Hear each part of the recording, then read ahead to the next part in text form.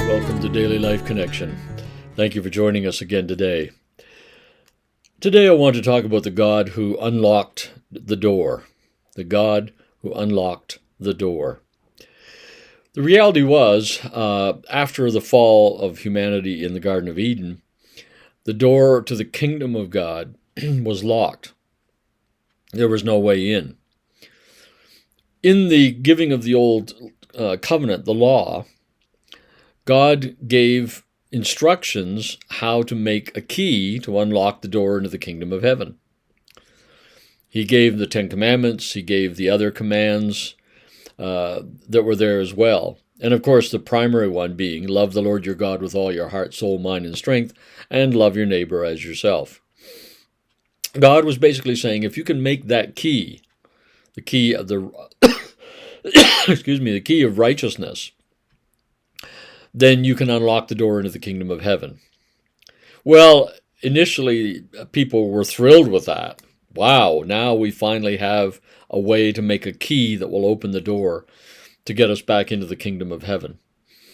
But the problem was, nobody, not one person ever, was able to complete the key. Nobody, in their own efforts, in their own human strength and willpower, was able to forge a key of righteousness that would open the door. In fact, Jesus said it this way in Matthew chapter 5 and verse 20, unless your righteousness exceeds that of the Pharisees and teachers of the law, you can't get into the kingdom of heaven.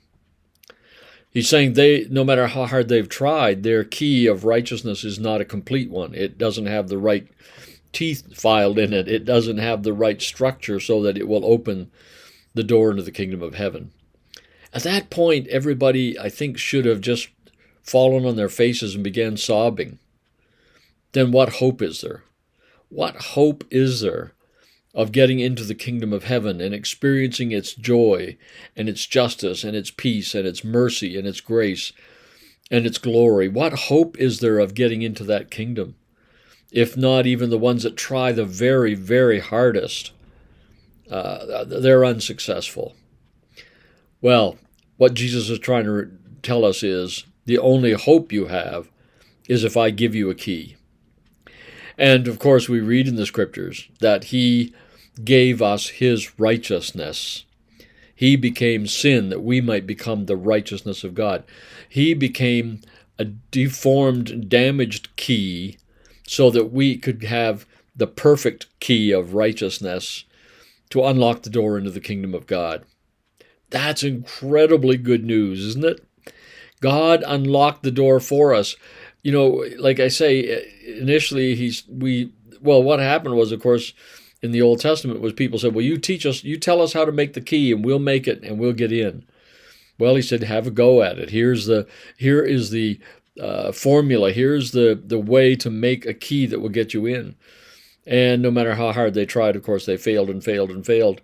And then finally Jesus came and Jesus said, now that you understand, you have no hope on your own of becoming good enough, qualified enough, of being able to forge a perfect righteousness that will unlock the gates into the kingdom of heaven. So what Jesus did is he came and he gave us his key.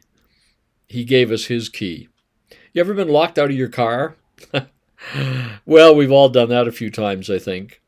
And what an awful feeling it is when you shut that door and realize my keys are inside.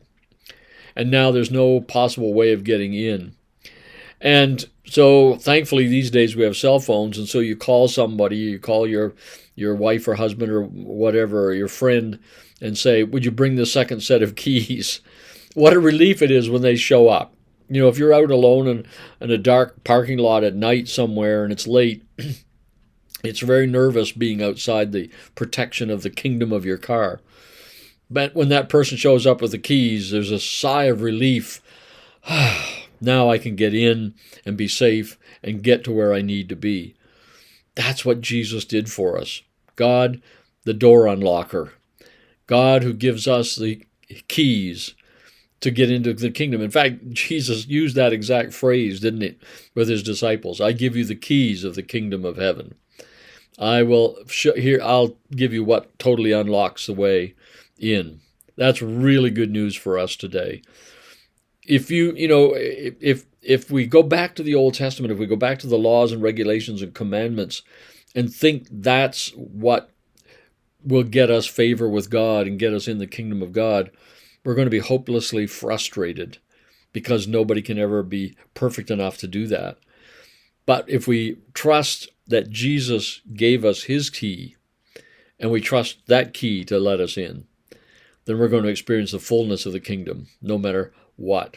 And that's very, very good news today. God, the key giver who unlocks the doors. Well, let's think about that, and we'll talk again tomorrow.